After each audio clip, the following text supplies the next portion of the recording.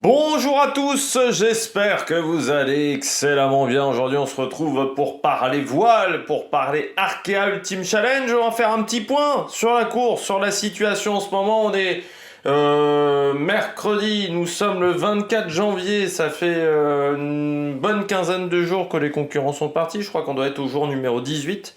Et on va voir un petit peu ce qui s'est passé sur les 2-3 derniers jours. Vous allez voir, il y a encore une mauvaise nouvelle pour un des concurrents de la flotte. N'hésitez pas à vous abonner à la chaîne, à réagir dans les commentaires, à mettre un pouce bleu, à partager la vidéo sur les réseaux sociaux, notamment auprès de vos proches. Si vous pensez que ça peut les intéresser, dans les commentaires, n'hésitez pas à me dire qui vous a plu, qui vous a déçu sur les dernières 24 heures. EPS 2.0 sur la plateforme de podcast, TikTok, le débris des compétitions en direct, notamment le biathlon, et notamment en ce moment le cyclisme avec les courses à Palma de Majorque. Et maintenant, si vous avez les moyens et que vous voulez soutenir mon travail, vous pouvez faire un super thanks et vous pouvez mettre également la petite cloche, comme ça vous êtes au courant des dernières vidéos qui sortent sur la chaîne. Du côté de cet Arkea Ultimate Challenge, on va pas se mentir, encore une mauvaise nouvelle avec cette fois Actual qui a cassé un foil tout simplement sur un contact du côté de Actual Ultime 2, donc qui a été victime mardi d'une avarie. Donc en fait il a eu une collision avec un ovni, là il ne savait vraiment pas ce que c'était. Donc du côté du foil tribord, vous savez ces nouveaux foils du côté d'Actual qui permettent vraiment au bateau de voler. Donc ce foil s'est cassé, mais pas totalement. C'est-à-dire que en fait, il a ralenti énormément le bateau. Alors l'idée de départ pour Anthony Marchand, c'était de continuer sa route, de se mettre dans une zone avec un peu moins de vent. Qui devait atteindre dans quelques heures après, bricoler dans cette zone où il n'y avait pas de vent, donc un petit peu arrêter sa course, bricoler, se séparer du foil, parce que l'objectif est de se séparer du foil, il n'y a pas d'autre solution pour le moment, ils ne peuvent pas réparer le foil est trop endommagé, et ils n'ont pas une paire de rechange, surtout de foil, qui pourrait remettre sur le bateau. Donc l'idée est de changer, d'enlever le foil, ce qui veut dire que un côté le bateau sera volant, de l'autre côté le bateau ne sera pas volant, donc déjà ça va être une perte de vitesse, mais en plus, la situation s'est dégradée mardi après-midi. L'idée de départ de réparer en continuant sa route sans faire escale n'était plus possible parce que le bateau avait du mal en fait à avancer. C'est-à-dire que le foil, de la manière dont il s'est endommagé, ralentit le bateau et surtout il pourrait endommager le flotteur. À partir du moment où il endommage le flotteur, la course est finie. Donc l'idée d'éviter d'endommager le flotteur, c'est d'aller rejoindre Capton.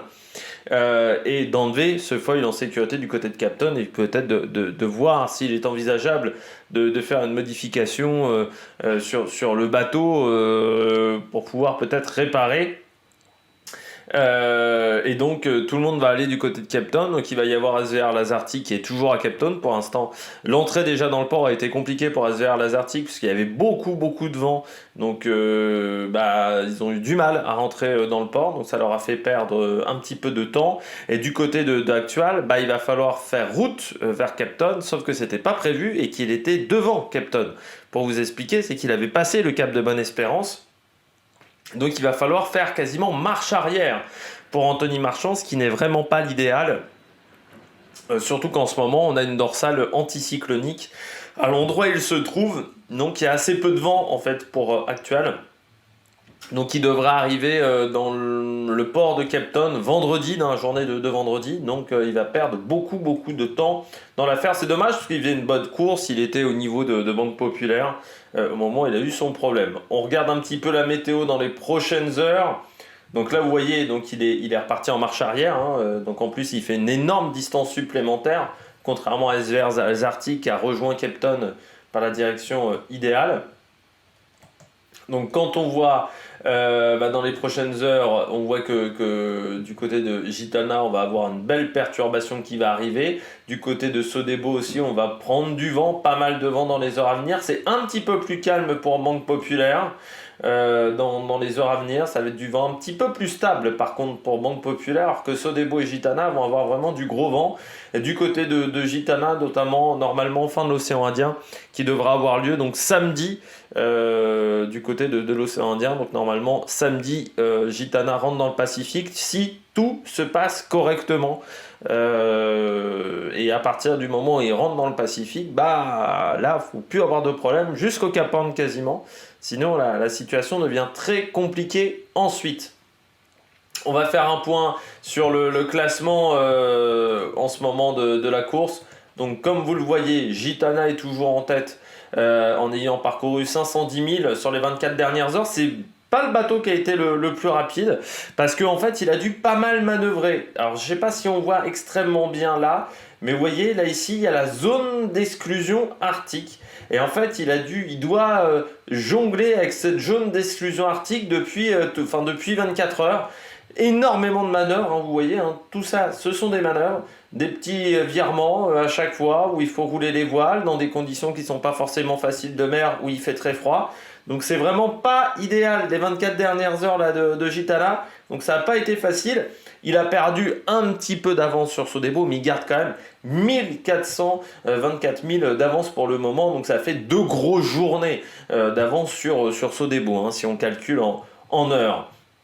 Donc derrière Sodebo, donc lui qui est passé bien plus au nord, la situation était plus simple pour Sodebo avec 25 nœuds de moyenne sur les 24 dernières heures. On note que là il y a eu un virement. En fait il essaye d'enrouler un petit peu cette dépression qui va essayer de le projeter un peu plus bas, voilà, de rejoindre l'orthodromie et prendre énormément de vitesse de cette manière, pour tenter d'aller reprendre encore du temps sur Charles Le Caudrelier qui est en tête. Donc 21 nœuds 3 sur les 24 dernières heures pour Charles Le Caudrelier et 19 nœuds 1 sur les 4 dernières heures contre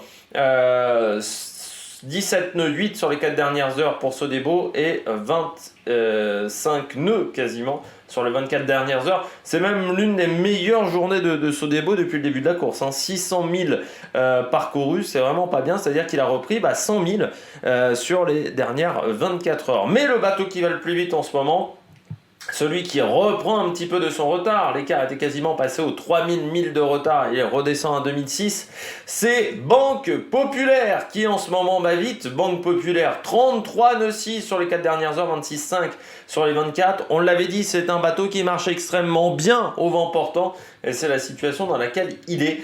Et en plus, lui, il est sur du vent un petit peu plus calme dans ce début d'océan Indien. Donc là, ça tartinasse du côté d'Armel Lecléache, et il va tenter de rattraper son retard. Déjà, sur Sodebo, il y a encore 1200 milles nautiques d'écart. Et puis, bien entendu, sur la tête de course, avec Gitana, qui est 2600 milles devant. Il a repris, lui, 130 000 à peu près d'avance sur Gitana, avec une très bonne journée à 26,5, et puis ça va de plus en plus vite, hein. Donc dans les prochaines heures il va reprendre encore du temps, des 1000, il a repris par exemple 10 000 sur la dernière heure, hein, par rapport à Gitana, donc c'est vraiment très très bien. Ensuite on retrouve donc Actual qui rebrousse chemin là en ce moment, et vous voyez, hein, vraiment dans une dorsale anticyclonique, et pour aller rejoindre Cap de Bonne-Espérance c'est pas évident.